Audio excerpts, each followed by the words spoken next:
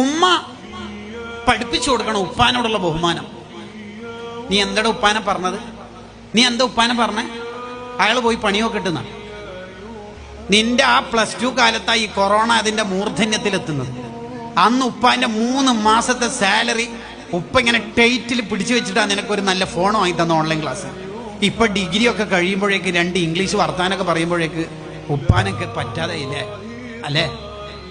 നീ എന്നെങ്കിലും ഒരു ദിവസം വീട്ടിലേക്ക് ഫോൺ വിളിച്ചാല് ഉപ്പ ഫോൺ എടുത്താൽ ഒരു 5 മിനിറ്റ് ഉപ്പാനോട് മിണ്ടാറുണ്ടോ? ഉണ്ടോ? ഫോൺ എടുത്താൽ എന്താ പറയല്? ഉമ്മില്ലേ അയാൾ ചോദിക്കല്. അങ്ങനെ ഓവറായിട്ട് എന്നെ ബഹുമാനിക്കണം എന്നൊന്നുമില്ല. ആദ്യം ഉപ്പാനെ ബഹുമാനിക്കും കേട്ടോ. ഇത് ഉമ്മ പഠിപ്പിച്ചു കൊടുക്കണം. ഉമ്മ പഠിപ്പിച്ചു കൊടുക്കണം. ഗസാലിമാവും പറയാത്. നമ്മളെ ഉമ്മമാര് പലപ്പോഴും എന്താ ചെയ്യല്? എന്താണ് കരയുന്നത്? ഉപ്പ അടിച്ചേനാ? സഹിക്കുമോനെ, ഉമ്മ 25 കൊല്ലായി നിന്റെ ഉപ്പാനെ സഹിക്കുന്നു. Very good. എങ്ങനെ ഈ കുട്ടി നന്നാവുക? ഉമ്മ പഠിപ്പിച്ചു കൊടുക്കണം ഉപ്പാനോടുള്ള ബഹുമാനം.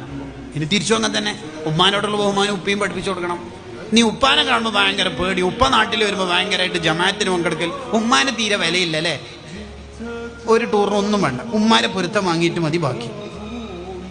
നീ ആദ്യം ടോയ്ലറ്റിലേക്ക് പോയിട്ടല്ലടോ ഈ കാഷ്ടിക്കാനും മൂത്രയിക്കാനും പഠിച്ചത്. അന്ന് ഈ പമ്പേഴ്സ് ഒന്നും ഇല്ലാന്ന്. ആ മടിത്തട്ടിലവിടെ മൂത്രയിക്കാനും കാഷ്ടിക്കാനും പഠിച്ചേനെ നീ. നമ്മൾ ഇന്ന് ടോയ്ലറ്റിൽ പോയി ഏത് കൈ കൊണ്ടാ വൃത്തിയാക്കൽ? ഇടത് കൈ കൊണ്ട്.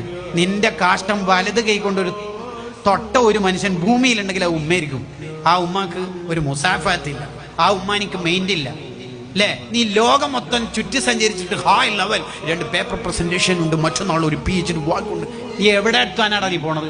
ആദ്യം ഉമ്മാരെ പൊരുത്തം വാങ്ങണം. ഇതാരെ പഠിപ്പിച്ചിട്ടുണ്ട്? ഉപ്പ.